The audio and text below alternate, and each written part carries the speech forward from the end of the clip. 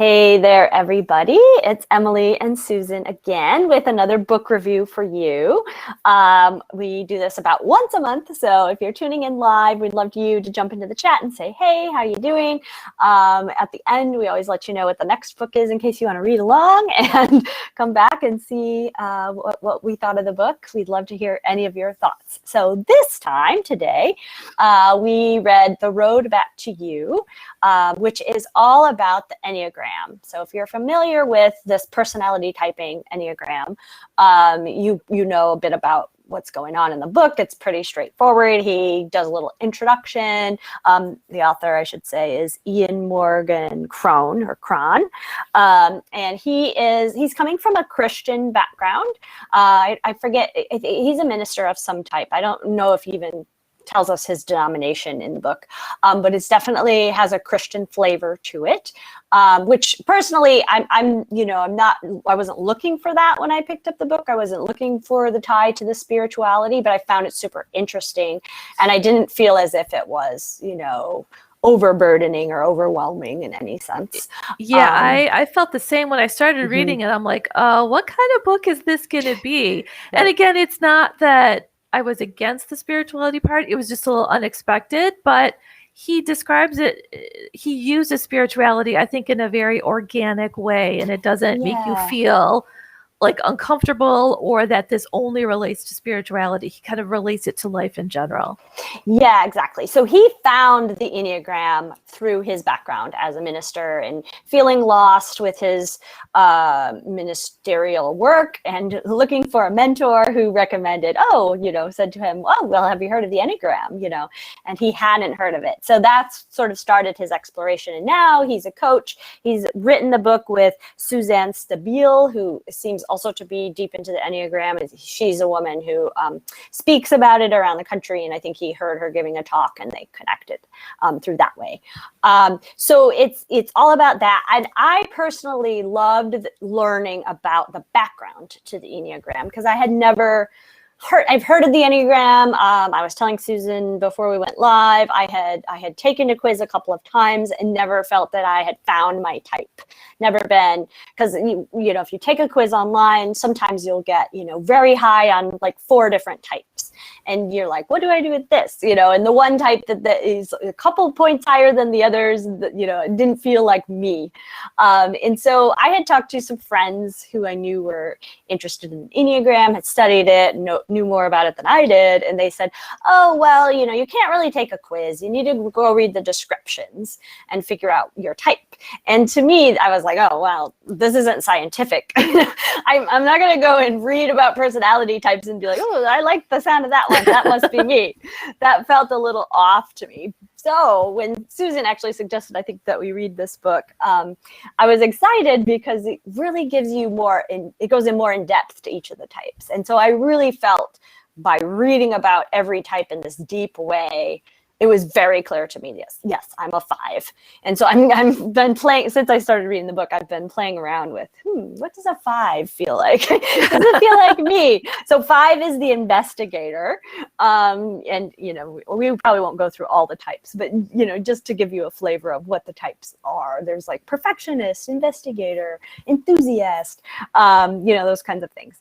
So I thought that was really interesting that, it's an ancient personality typing system. Some people trace it back to a Christian monk who also may have used it as the basis for the 7 deadly sins. So, it's not Pollyanna-ish in any sense. It's not like some personality test you read and every description is like, oh, you're amazing, and but there are 9 types in this one, and yes, I feel like it's a really balanced way. And the purpose of the Enneagram or any personality test, I think, is to get to know yourself, how you see the world, and also how other people see you. And I feel like the Enneagram is one of the best ways to, come to understand yourself much better. It's a great tool. Yeah, and I think, I used to have a boss several jobs ago, and at the place we worked, they used the Myers-Briggs type indicator, and he claimed that he could game it every time he took the assessment to get a different response. I'm like, okay, you can do that. And yeah, if you've taken the instrument a couple times, you kind, if you know a little bit about what the MBTI measures, yeah, you could game it. I could probably game the Enneagram now too. But my response to that was always, what's the point? What's the point of giving a different, if you're using it as a tool for self-awareness and self-understanding, kind of go into it with an open mind, and that's how you take the assessment. I know some people worry that assessments like this or DISC can put people into a box, but I have been fortunate, I guess, that I've never worked with anyone who suggested using it in that way. It's a tool to understand yourself. It's a tool to understand where other people are coming from. I mean, if you've got a conflict and they always come from this point and you're coming from this point, that's hugely helpful. Yeah, for sure. Yeah, we were talking about, before we went live, typing other people.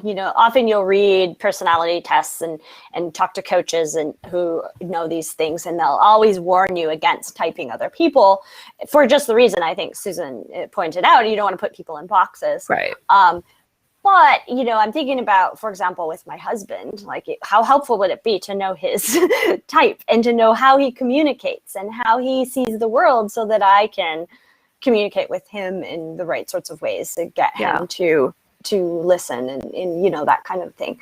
So I think that's really interesting and useful. I found it really hard to type people as I was reading. Because I was also saying about my sister, I feel like she could be this or she could be that.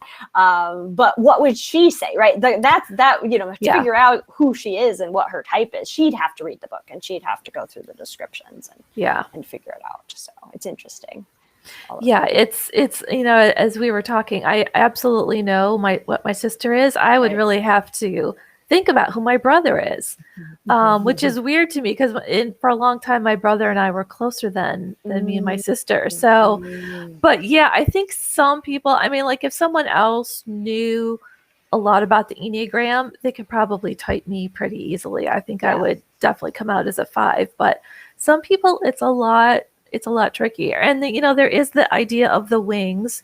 So in addition to your type, you are, it's also important to say that we all have elements of all 9 types. Yes. It's just one is more prominent than the rest. And each type has a wing. So that's the type on either side of you. So a 5 can have a 4 wing or a 6 wing.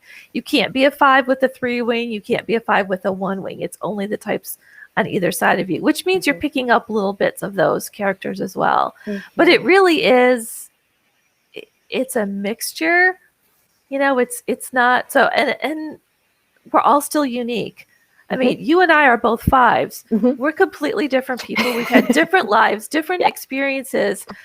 Right. You're still unique in yourself. The 5 just maybe helps you understand yourself a little better. Yeah, such a good point, because that's the right way to think of any personality test, I think.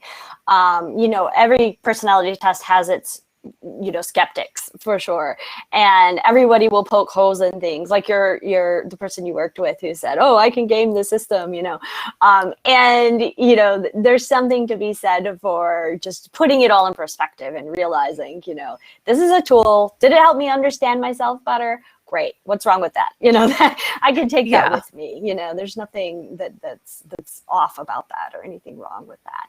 And I think that's another thing I think is interesting and important about the Enneagram is our personalities are so complex. And I think that this system really wraps your mind around the complexities, because you mentioned the wings. And then there's also when you're stressed out, you go in a certain direction and you act more like these other types. And when you're feeling very secure and good, in your life and in your relationships and in your work, then your personality takes on a different flavor and a different type that kind of can play into things. So it's really interesting to read not only about your own type, but about your wing type and about your stress type and your security type. Super, so there's so many dimensions and things to be really fascinated about. And like Susan mentioned, you're reading it and you're reading each chapter, which is, each chapter is devoted to a type. And you're seeing things in there that you're like, oh yeah, that's me. I do this, and and you can learn, tactics and things for how to deal with that part of your personality when it shows itself. So I think it's really cool. Yeah, it was funny when I was reading this again, and I read that fives in a secure, safe situation will have the best qualities of an 8, which really surprised me because I had a former boss who was an 8. And it was not an easy relationship. Right. So to see that that's actually where 5s go when they're feeling secure, that was really interesting. Right. And also that knowledge of the Enneagram really helped me kind of deconstruct that relationship that I had. Makes me understand it a lot better now. Yeah. If I had the information then that I do now, I would have handled the situation completely differently. Yes. I would have had a better understanding of where she was coming from and why she did the things she did. And I would have been able to respond differently.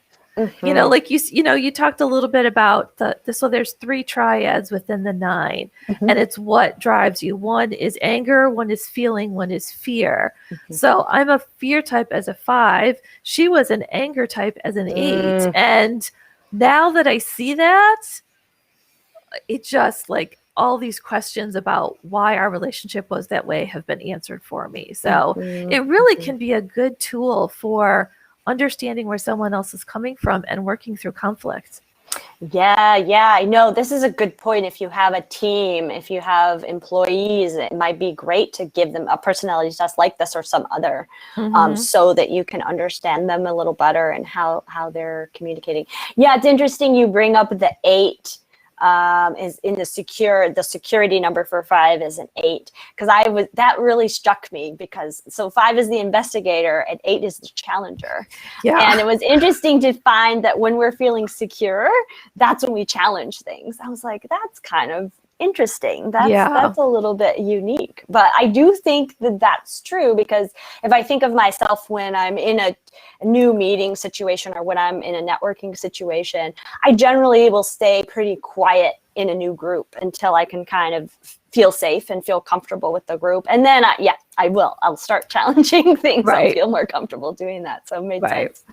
Yeah. And it's good to have that perspective of, so these are the things I am really good at. How can I capitalize on them? 5s love collecting knowledge and research. So, if you're at a point in your life maybe where you don't know what you want to do and you're looking for some guidance, take the Enneagram. See what you're naturally good at, and use that to maybe, make a career decision even.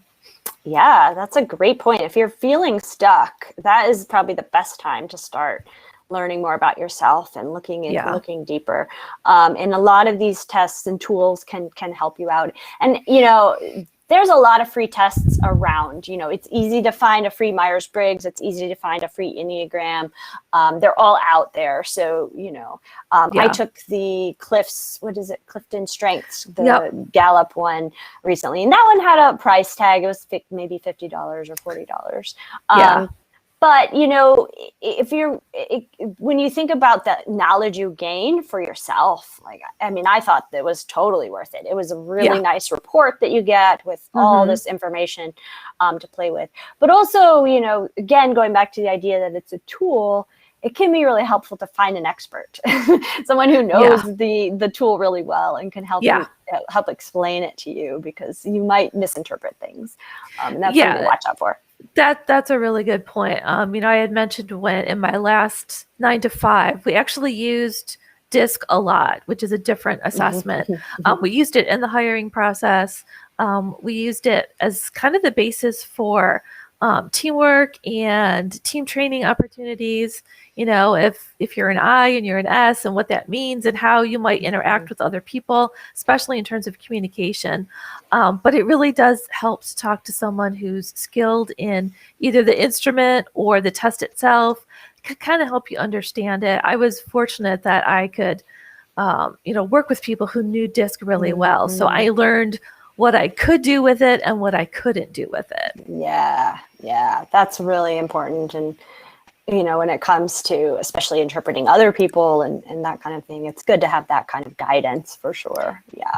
Yeah. This isn't an area where you want to be probably completely self-taught. I mean, books are great, but if you do make the mistake of thinking, oh, well, this is a 5, this is the only way she's going to react. Right. You're making a mistake. I think my 5-ness, now that I understand it, I can look out for things. Like 5s can definitely seem a little aloof, or they do kind of hang back, like in a networking situation. And now that I know that about myself, I can make a little bit of extra effort when I'm talking to someone or when I'm at a networking and say, you know what, this is a little harder for me to do, but I know how I naturally come off. So now I can take a few steps to act a little differently, show a little bit more warmth, be a little bit more effusive than I would normally be, to help make that connection with other people. Yes, that's so important to think about your goals in relation to your number, and what you can do to lean into your strengths and also dial down or dial back the parts that aren't in line with what you're looking for. And I do think of it, it's like a volume button, very much so. Yeah, right. And so that's the other thing I really liked about this book is that at the end of each chapter, he had a whole list of really practical tips for each type. So it really was helpful in thinking about, how can I take this into my daily life?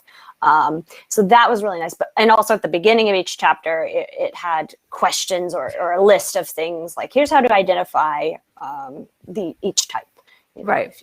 Right. So here's a list of things you might see if you're an 8 or, that kind of thing. So yeah, I felt it was really comprehensive, covered the whole type in the whole Enneagram really well, did a really good job of explaining it. And we mentioned how he has so many lovely stories within the book that really brought each type to life. I thought that was really cool. Yeah. And, for as much as the spirituality aspect kind of surprised me, I think his role as a spiritual person really added to the book, because he could draw on, deep friendships and people he counseled in the past. And those examples, I think, make the material even more accessible. So you can really see what each type is like in different situations and just add some understanding.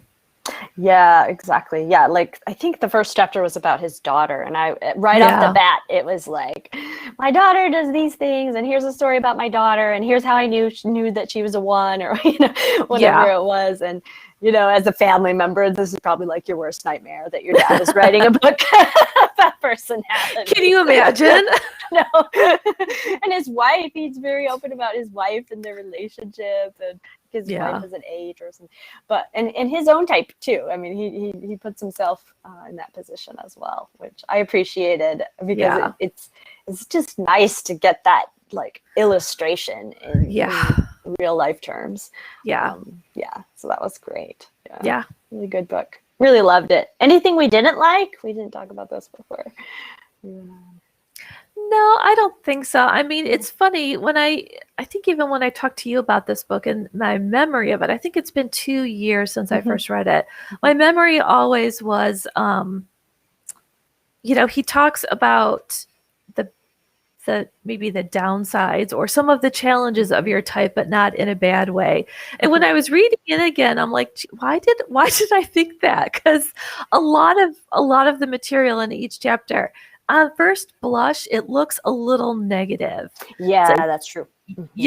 But after you read the whole chapter for your type and you kind of digest it a little bit more, it doesn't come across as negative.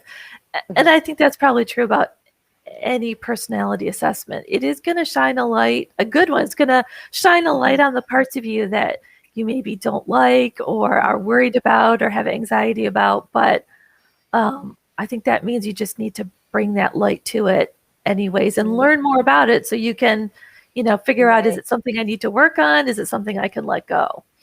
Yeah, that's a really good point. I had to digest each section of the 5 really slowly.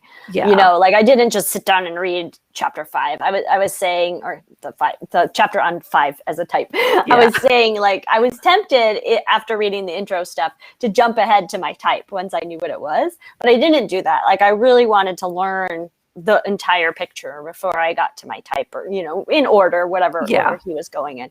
But it was difficult. I didn't sit there and just read the whole thing. I had to take it in, and I had to think about it and write a bit about it, journal a little bit about it. Because it can be a shock, if you're not expecting it. I think he does a pretty good job of setting you up and saying the next 2 pages might hurt. Right. But it is right. You're right that it's like 2 pages of like, here's how you really are, like giving it to you in the straight way. But I agree that if you approach it as, I'm learning about myself, and it doesn't say you're bad because of X, Y, and Z. It just says these are things that you tend to do when you're hiding, or when you're, feeling stressed. Like, this is how you act. And you have to read it and say, yeah, I do that.